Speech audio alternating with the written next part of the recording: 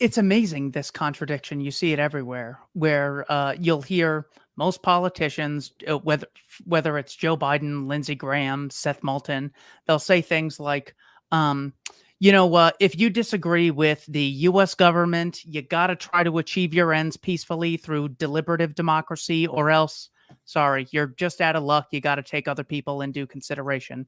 But if any foreign government potentially violates your freedom, don't ever engage in appeasement. That's what Neville Chamberlain did. Only a coward would do it. Risk mass death, mass theft, and mass murder so your potential freedoms are not violated.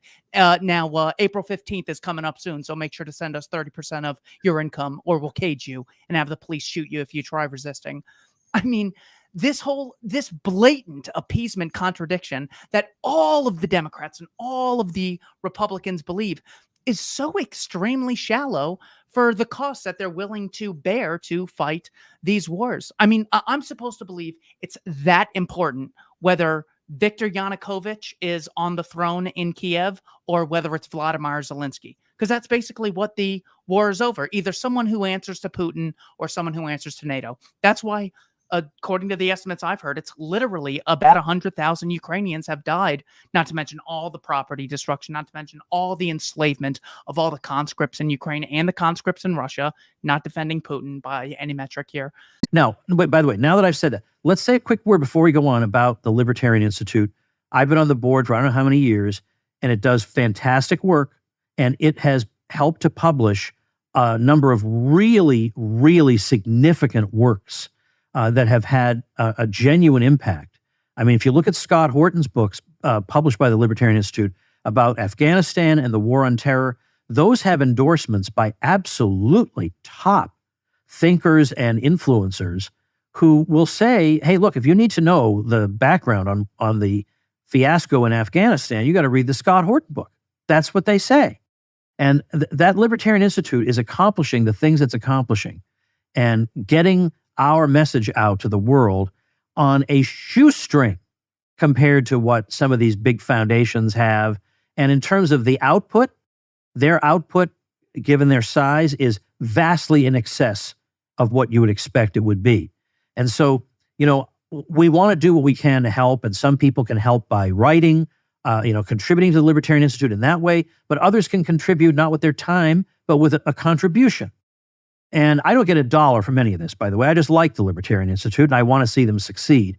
So if you're ever thinking, I would like to help out the cause, but I don't know who's on the level or, which organization isn't going to blow the money or whatever, I can wholeheartedly and without reservation recommend the Libertarian Institute, which is having its fund drive at this very moment. So the website is libertarianinstitute.org. I don't know if you were planning to say something, Keith, but that was my pitch. Thank you so much for the pitch. Yes, we have a number of contribution levels. You can get a copy of Domestic Imperialism, 9 Reasons I Left Progressivism. If you're a little short on funds and can't donate and buy the book, you can always get a free PDF at libertarianinstitute.org. Also, the 48 things I read that made me a libertarian in the Voluntarist Handbook, you can also get that on libertarianinstitute.org. You donate a certain amount, you get a free book. And Scott's books are also terrific. There's so much important research that we're only able to do because of contributors. And Scott Horton published a terrific book titled Fool's Errand, Time to End the War in Afghanistan. This was before the withdrawal. Now people can look back and say, well, yeah, that probably shouldn't have been a 20-year war. Scott was saying this years before it was generally accepted. And he goes through a number of details. There was a potential to actually have bin Laden handed over by the Taliban, who just didn't want to have a war with America in their country. Scott goes through these sources and brings light on something where people always assume Iraq was the mistake, Afghanistan was necessary. I think his book, Fool's Errand, does a terrific job in saying, turns out these wars are based on explicit lies, or the costs are just not worth the potential benefits that we could eventually come across. We have a book titled The Fake China Threat by Joe Salas Mullins. Very important topic now. You have Seth Moulton, a senator from Massachusetts, who said, the U.S. should say to China that if they invade Taiwan, we are going to blow up TSMC, which is the Taiwanese semiconductor manufacturing company. That's trillions of dollars. And they're just blatantly talking about this. So with these psychopaths having so much power, the Libertarian Institute's really trying to be an intellectual bulwark against a lot of these crazies. Lindsey Graham just gets worse every day. Of course, all this stuff. But we have tons of podcasts, tons of free documents on Oklahoma City, tons of research materials as well, articles on anything you could imagine. Go to our search engine, type in anything. You can find out our discussion on the Second World War, which you titled "All the Wars Are Based on Lies," with myself and you last time I was on. So yeah, there's tons of stuff you can find there. I hope you guys will contribute. Here is George Bush talking about the downsides of empire. He can see it very clearly when it comes to the Soviet Union.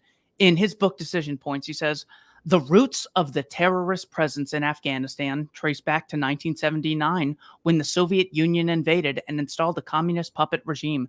Afghan tribes, along with a band of hardcore Islamic fighters known as the Mujahideen, rose up against the foreign occupation. So he says that terrorism is a result of military occupation. He then goes on to say, and these idiots got bogged down in a war in Afghanistan, and this ruined their empire. the amount of self-awareness that this painter has. And over there, and there's so much money we continue to send, and it's just like, how is this okay with everybody? How is anybody letting this happen? Yeah.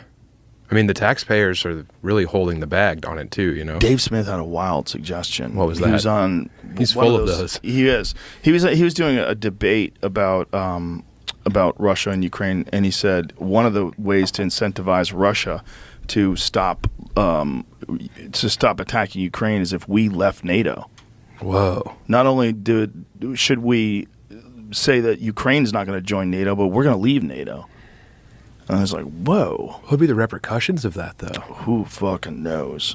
We would just be Well, look at the repercussions of being a part of it. Look at the repercussions of what's going on right now, because, you know, Dave is the best at explaining, and he'll credit Scott Horton and a lot of other people, but Dave is really good at recalling information, explaining how the whole red line with Putin was Ukraine joining NATO. They always knew that. And they kept moving NATO-based countries. They kept moving weapons closer and closer to Russia. Like, the whole thing was like they're baiting him to do this. That's what you're arguing if you're arguing the minimum wage should be raised. Because you know what? There's a bunch of people. Let's say this, right? Keith Knight said this in a perfect way when he was on the show last week, 2 weeks ago, whatever it was, where he goes, you know, there'll be economists who talk sometimes about the bottom 20% in America, and they'll say things like Paul Krugman will be like, you know, the bottom 20% in 1980 had this, and the bottom 20% today still only have this. But the flaw in that is that they're pretending that it's the same people. You know what I mean? Like, they're going like, oh, the bottom 20% have that, but then now today the bottom 20%. But meanwhile, the bottom 20% in 1990, lots of them are in the top 10% today. The bottom 20% is a whole new group. It's almost like if you were going, and this is the way he put it, whereas if you were going, did you know that freshmen in college were the average age was 18 in 1980? And today, freshmen in college, the average age is still only 18. And that just shows you that freshmen haven't aged in all of these years. And you're like, well, no, that's not actually true. No, they've all aged. Literally all of them have aged. And this is a whole new crop. And so you're acting like these people, these minimum wage workers are kept down. But the truth is that the vast majority of them graduate out of that and develop skills and move up and up and up and up. For most people, for the overwhelming majority of people who work minimum wage jobs, it's a stepping stone to move up. And they need that because they come into it without a lot of skills. And so they need to get this job. Just imagine you're somebody who is has no skills, no education, nothing. The person that everyone really wants to help. Well, you go get a minimum wage job and you kick ass at that. And you kick ass at that, and then you can fucking move up. And now, if nothing else, you have some job experience. You have something to put on a resume. You have an employer who will, you know, write you a good letter of recommendation. Now maybe you can get something above minimum wage. So, but what do you do if you raise the minimum wage? What do you do if you say, hey, instead of $15 an hour, you got to pay that guy $25 an hour? What you do is deny a whole lot of those people who would have had an opportunity to get that job, the opportunity.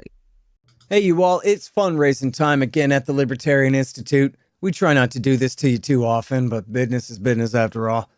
I got a great group of guys and a gal at the Institute, and I got to pay them. So just go to libertarianinstitute.org/donate to pick your price and help out. We've got some great kickbacks too, books and shirts. Great ones. That's libertarianinstitute.org/donate. And thank you all very much.